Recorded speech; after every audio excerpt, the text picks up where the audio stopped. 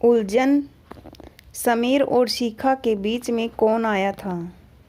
शिखा के जन्मदिन पर कपिल उसे शादी का प्रस्ताव देने का मन बना चुका था, मगर उससे पहले कि शिखा की मेडिकल फाइल उसे पढ़ने को मिली और उस पर विचार बदल गया। आखिर क्या लिखा था उस फाइल में?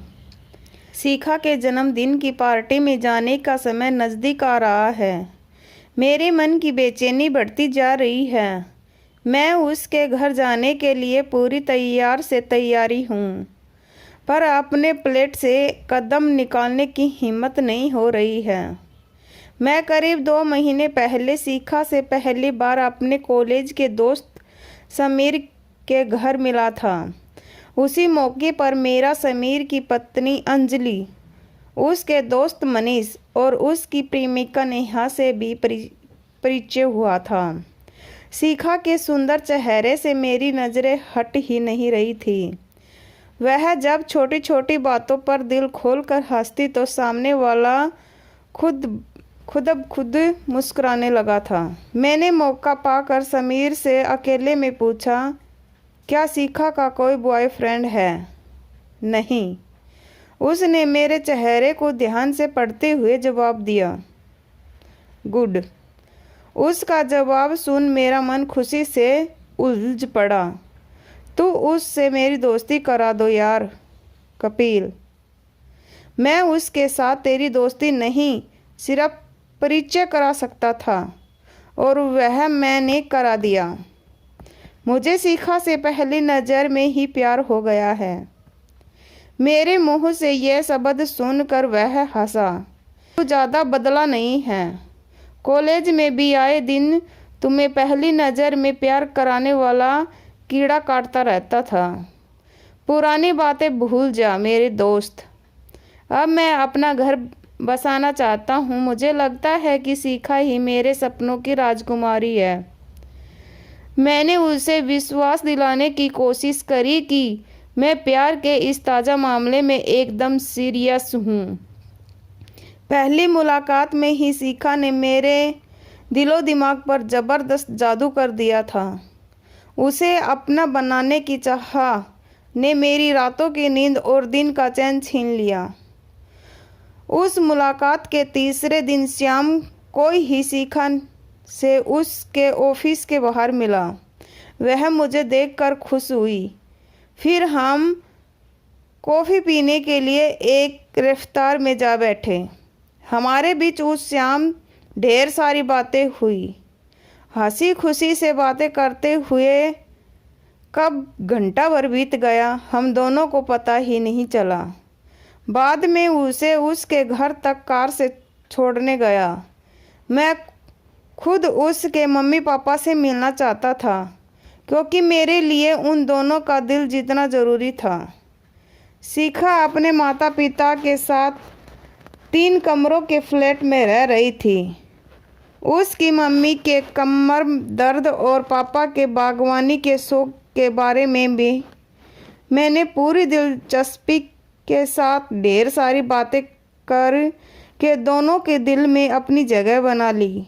मेरे अच्छे व्यवहार का जादू सिर चढ़कर बोला और फिर उन्होंने मुझे रात का खाना खिलाकर ही विदा किया।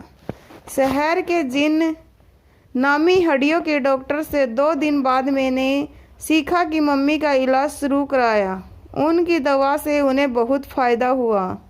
अगले संडे की शाम को मुझसे बागवानी पर एक पुस्तक की भेंट पाकर शिखा के पिता ने मुझे बड़े अकेलेपन के साथ छाती से लगाया तो मुझे अपनी मंजिल मिल जाने का विश्वास हो चला। मेरे आग्रह पर शिखा कुछ दिनों के बाद मेरे साथ बाहर घूमने चली आई। मैं उसका दिल जीतने का वह मौका नहीं चुका। जब मैंने अचानक उसे गुलाब के फूलों का गुलदस्ता भेंट किया तो वह खुशी से फूली नहीं समाई। धीरे धीरे हमारे बीच मिलना जुलना बढ़ता गया। उसे अपने साथ खूब खुश देखकर मेरा दिल कहता कि वह मुझसे शादी करने को जल्दी राजी हो जाएगी। तुम्हारे जैसा सुंदर, सुशील, स्मार्ट व कमाऊ लड़का अभी तक नहीं बिना गर्लफ्रेंड के कैसे हैं? कुछ दिनों बाद मेरे साथ एक दिन पार्क में घूमते हुए शिखा ने अचानक यह सवाल पूछा तो मैं मन ही मन बहुत बेचैन हो उठा। मैंने अपने मन की उथल पुथल को काबू में रख सहज आवाज़ में जवाब दिया, शिखा, मेरी जान पहचान तो बहुत सारी लड़कियों से है, पर कभी कभी मुझे भी यह सोचकर बहुत हैरानी होती है कि मेरी ज़िंदगी में आज तक मेरे सपनों की राजकुमारी क्यों नहीं आई। सपनों की राजकुमारी या राजकुमार कम ही मिलते हैं कपिल। मुझे क्या मेरे सपनों की राजकुमारी मिलेगी? मैंने प्यार से उसकी आंखों से झांकते हुए पूछा। मुझे क्या पता, कह उस शर्मा जाना मेरे मन को गुदगुदा गया। मैं अगले दिन ऑफिस बहुत खुश मूड में पहुंचा। मेरी सहयोगी रितु मेरे चैम्बर में आई और बोली, शनिवार और इतवार को कहाँ गायब रहे कपिल? तबीयत ठीक नहीं थी। उसकी नाराज़गी दूर करने के लिए मैंने उसके गाल पर छोटा सा चुम्बन अंकित करा। इस शनिवार को मेरे साथ रहोगे या मैं कोई और प्रोग्राम बना लूं? पक्का तुम्हारे साथ रहूँगा। उसके गाल पर शरारती अंदाज में चिकोटी काट कर मैं काम में लग गया। शिखा से मैंने पिछले दिन झूठ बोला था। अब तक बहुत सारी लड़कियां मेरी प्रेमिकाएं रह चुकी थी, पर शिखा उन सब से बहुत बेहतर थी। अच्छी पत्नी बनाने के सारे गुण उसमें मौजूद हैं। मैंने मन ही मन उसके साथ शादी करने का पक्का फैसला कर लिया। शनिवार की रात में रितु के साथ डिनर किया और फिर रात उसी के बाहों में उसके फ्लैट में गुजरी। सच्चाई यह है कि मुझे ऐसा करते हुए किसी भी गलानी महसूस नहीं हुई, क्योंकि जब तक मैं शिखा से शादी का कोई वादा तो नहीं किया था। वैसे 2 हफ्ते बाद आए रविवार को शिखा के सामने शादी का प्रस्ताव रख कर मैंने इस कमी को पूरा कर दिया। तुम्हारे बिना मुझे अपनी ज़िंदगी अधूरी सी लगती है शिखा। तुम हमेशा के लिए मेरे हो जाओ, मेरे सपनों की राजकुमारी। मैंने उसकी आंखों में प्यार से झांकते हुए कहा तो उसके गोरे गाल गुलाबी हो उठे। जिंदगी के राहों में तुम्हारी हमसफर बनकर मुझे बहुत खुशी होगी कपिल। इन शब्दों में उसकी हाँ सुन मेरी खुशी का ठिकाना नहीं रहा।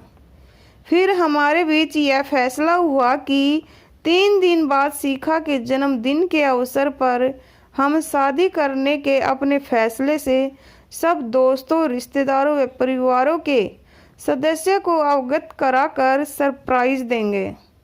अगली रात 9 बजे के करीब बिना सूचना दिए समीर, अंजलि, मनीष और नेहा मुझसे मिलने मेरे फ्लैट पर आए। मेरी तरफ नीले कवर वाली एक फाइल बढ़ाते हुए मनीष बहुत गंभीर लहजे में बोला, कपिल इस फाइल को पढ़ो। पढ़कर मुझे मालूम पड़ा कि वह शिखा की मेडिकल फाइल थी। उसमें उसने करीब 10 महीने पहले नींद की गोलियां खाकर आत्महत्या करने की कोशिश करी थी। इस फोटो में शिखा के साथ उसका प्रेमी राजीव खड़ा था। इसी के हाथों प्यार में धोखा खाकर शिखा ने आत्महत्या करने की कोशिश करी थी। अंजलि ने अपने पर्स से निकालकर एक पोस्ट कार्ड साइज का फोटो मेरे हाथ में पकड़ा दिया। मनीष ने दांत पीसते हुए बताया, यह धोखेबाज इंसान एक तरफ तो शिखा से शादी करने का दम भरता था और दूसरी तरफ शिमला में अपनी पुरानी प्रेमिका के साथ होटल में गुलछरे उड़ा रहा था।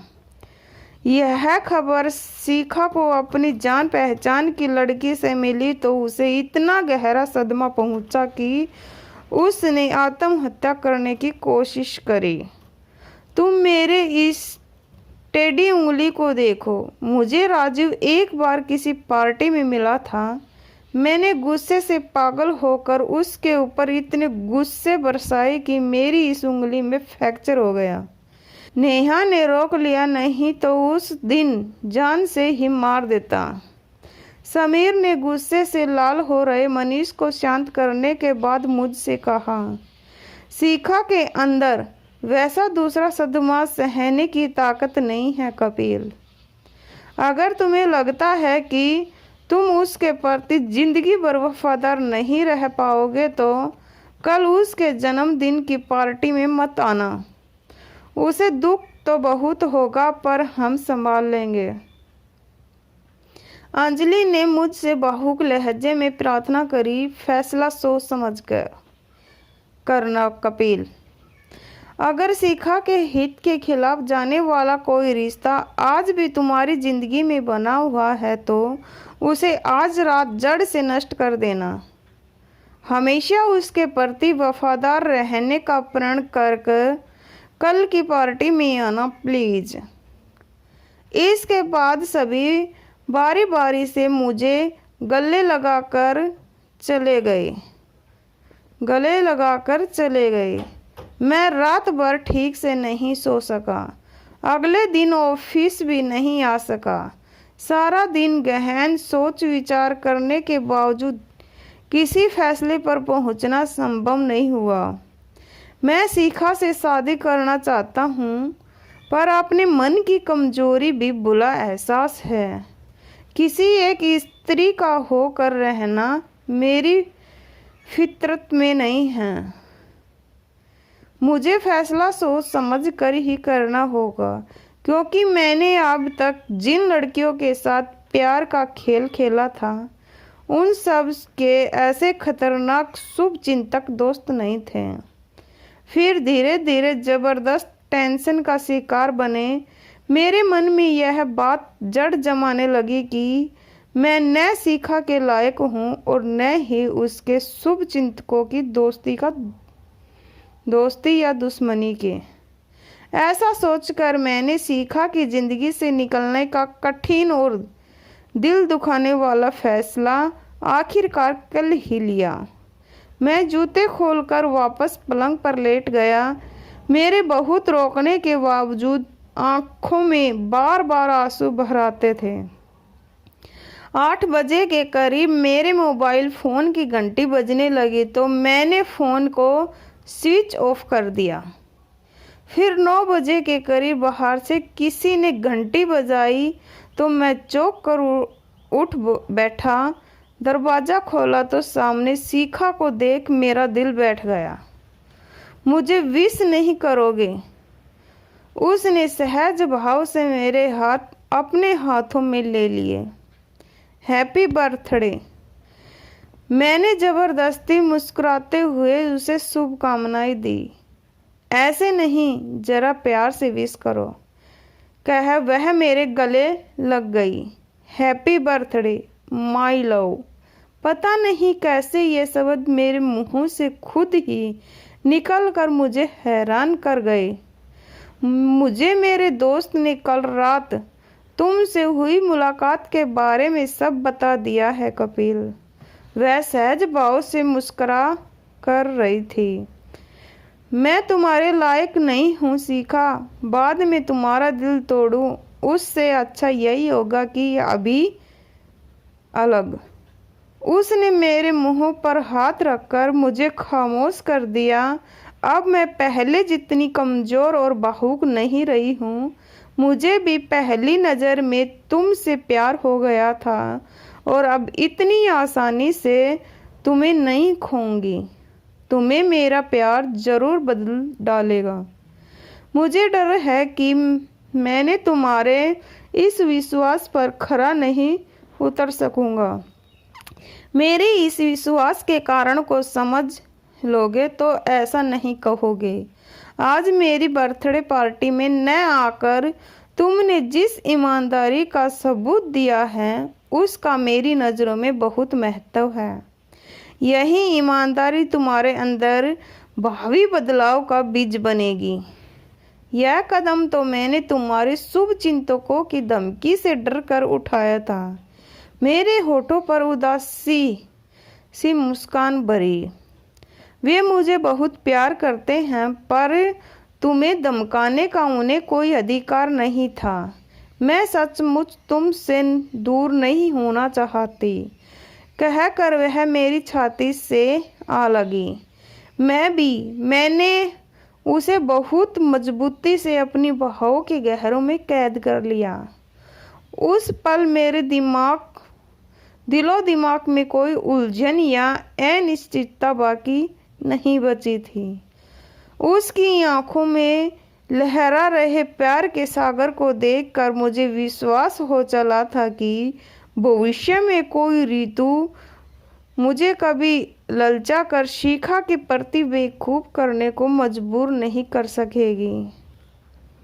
अगर हमारी कहानी आपको अच्छी लगी हो तो इसे लाइक करना और शेयर करना और हमारे चैनल को सब्सक्राइब करना।